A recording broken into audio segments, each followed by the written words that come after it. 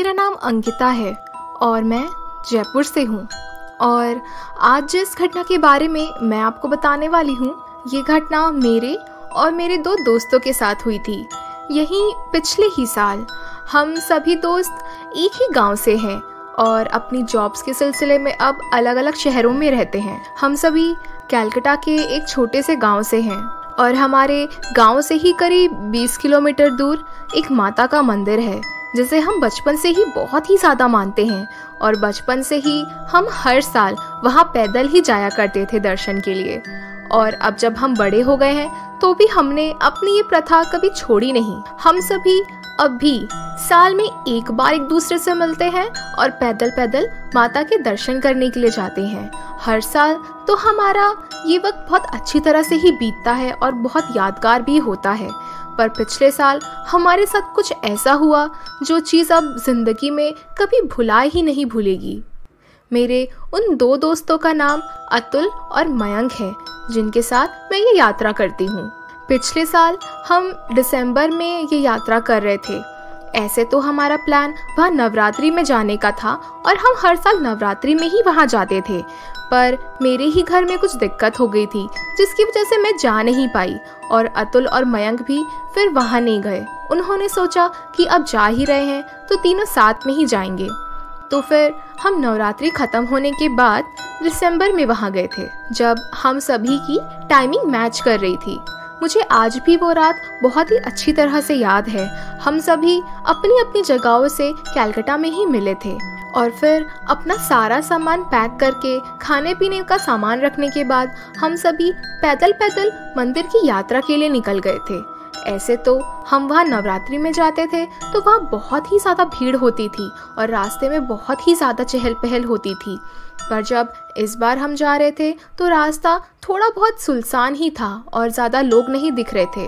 बहुत ज़्यादा देर चलने के बाद दो एक भक्त दिख जाते थे जिनसे हम थोड़ी बहुत बातें करते थे और फिर आगे का रास्ता नाप लेते थे। हर साल की तरह उस रात भी हम सभी बहुत ही ज़्यादा मस्ती करते हुए जा रहे थे, एक दूसरे की पुरानी बातें करते हुए जा रहे थे और हमारे पास बहुत सारा सामान भी था। अपना पर्सनल सामान के अलावा हमने बहुत सारे प्रसाद वगैरह भी लिए थे ताकि मंदिर से वापस घर लौटते वक्त हम अपने परिवार वालों को भी प्रसाद बांट सके।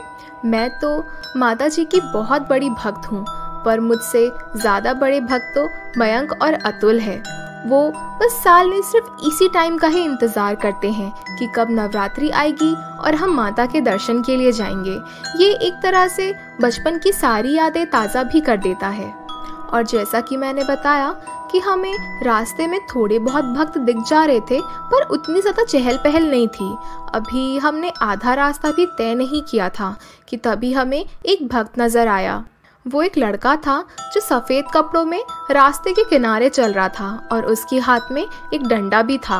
पर मैं, मयंक और अतुल अपनी ही धुन में इतने ज़्यादा मगन थे कि हमने बातों बातों में कब उसे क्रॉस कर लिया हमें पता ही नहीं चला कि तभी अचानक से उसने आवाज़ देकर हमें पीछे बुलाया। और जब हमने पलट कर देखा तो उसने कहा कि मैं भी माता के मंदिर ही जा रहा हूँ, पर मैं अकेला हूँ, क्या मैं आप लोगों के साथ चल सकता हूँ?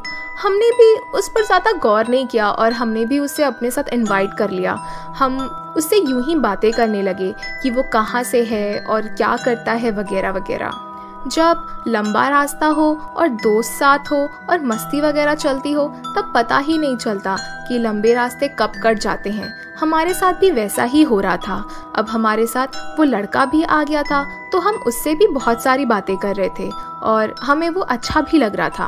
पर थोड़ी ही देर के बाद वो बहुत अजीब अजीब सी बातें करने लग गया जो कि हमें समझ ही नहीं आ रहा था। हम उसे पागल समझने लगे थे थोड़ी देर के बाद। शुरुआत में वो एकदम ही नॉर्मल लग रहा था, पर थोड़ी ही देर के बाद वो हमसे कहने लगा कि आप लोग मेरा ये प्रसाद पकड़ लीजिए और अगर मैं माता के मंदिर तक पहुंच नहीं पाया तो आप ही मेरा प्रसाद वहां चढ़ा दीजिएगा। हमें समझ ही नहीं आ रहा था कि वो ऐसा क्यों कह रहा है। आखिर वो भी तो हमारे साथ ही चल रहा है तो फिर वो मंदिर आखिर कैसे नहीं पहुंचेगा।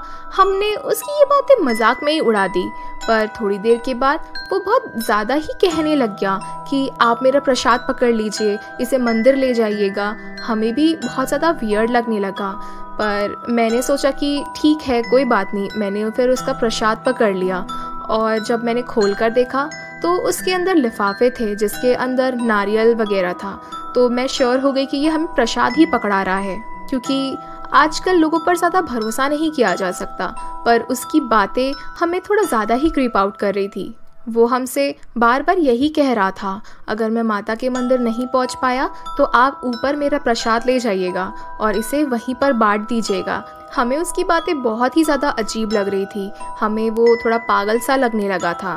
पर हम बात करते करते आगे ही जा रहे थे और एक दूसरे को ही देख रहे थे और उसकी बातें मजाक और हंसी में भी उड़ा रहे थे कि आखिर ये कैसी अजीब सी बातें कर रहा है। कि तभी अतुल ने नोटिस किया कि वो लड़का अब हमारे साथ नहीं है। हम सभी वहीं रास्ते पर रुक गए और इधर उधर देखने लगे। वो लड़का हमारे पास से गायब हो चुका था, पर उसका प्रसाद हमारे ही पास था।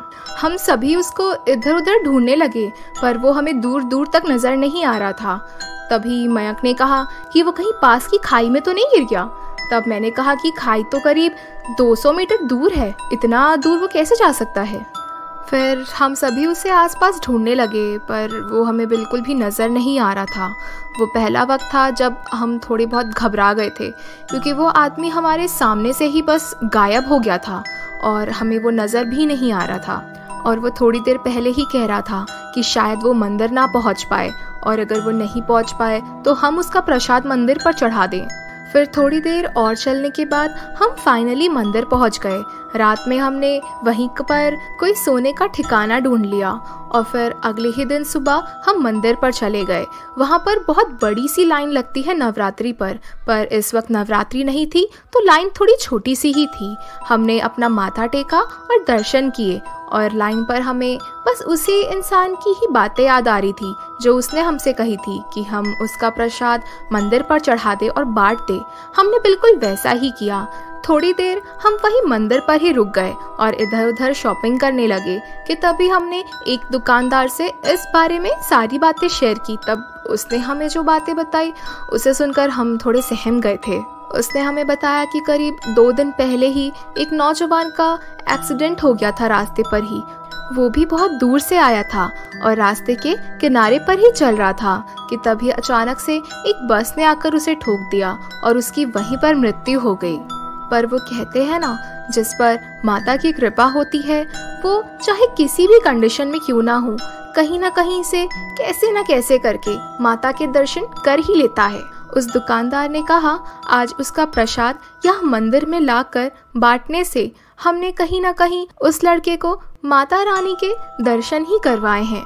और उस लड़के का एक्सीडेंट वहीं पर ही हुआ था जहां से वो हमें दिखना बंद हो गया था। ये सारी बातें सुनने के बाद हम थोड़े बहुत डर गए थे, पर हमारा माता रानी पर विश्वास और भी ज़्यादा बढ़ गया।